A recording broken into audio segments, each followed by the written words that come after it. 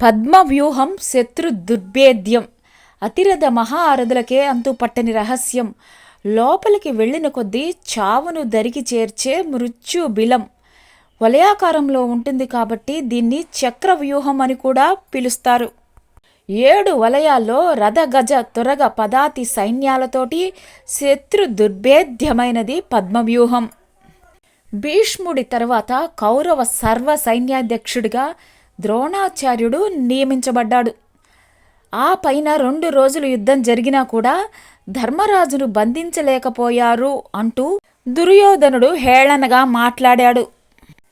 దీనికి సిగ్గుపడి నేను ఈరోజు గొప్ప వ్యూహాన్ని నిర్మిస్తాను, ఇది దేవతలు కూడా భేదించలేనిది, మహావీరుడైతే తప్ప దీన్ని భేదించటానికి ప్రయత్నించలేడు అని ద్రోణుడు ప్రకటించాడు. అదే పద్మవ్యూహం. ద్రోణుడు కౌరవ సేనలను తామరపువ్వు ఆకారంలో నిలిపాడు.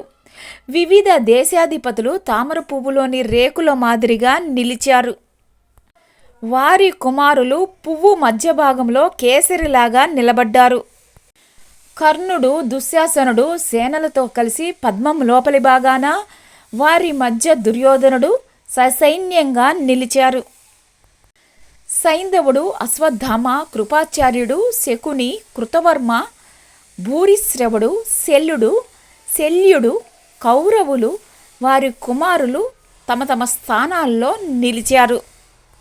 మహావీరులైన పాండవుల్లో ఎవరికీ దానిలోకి ప్రవేశించటం సాధ్యం కాలేదు.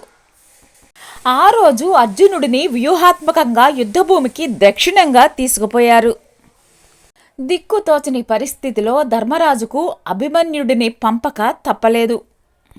కుమారా అభిమన్య, నీకు నీ తండ్రి అర్జునుడకు, శ్రీకృష్ణునకు, ప్రద్యుమ్నుడికి మాత్రమే తెలుసు. మనల్ని చూసి నీ తండ్రి హేళన చేయకుండా ఆ పద్మవ్యూహాన్ని ఛేదించు అని చెప్పాడు.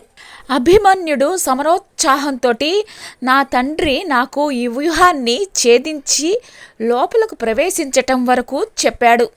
అలా ప్రవేశించి కౌరవ సైన్యాన్ని చీల్చి చెండాడుతాను అన్నాడు. ఆ మాత్రం చాలు కుమారా, నువ్వు దారి చూపి పద్మవ్యూహంలోకి ప్రవేశిస్తే నీ వెంటనే మేమంతా లోపలికి ప్రవేశిస్తాం అని ధర్మరాజు చెప్పాడు.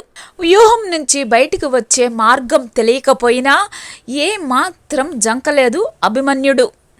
రథసారథి అయిన సుమిత్రుడు వారిస్తున్నా కూడా మెరుపు వేగంతో మండే అగ్నిగోళంలాగా పద్మవ్యూహంలోకి చొచ్చుకొనిపోయాడు అభిమన్యుడు.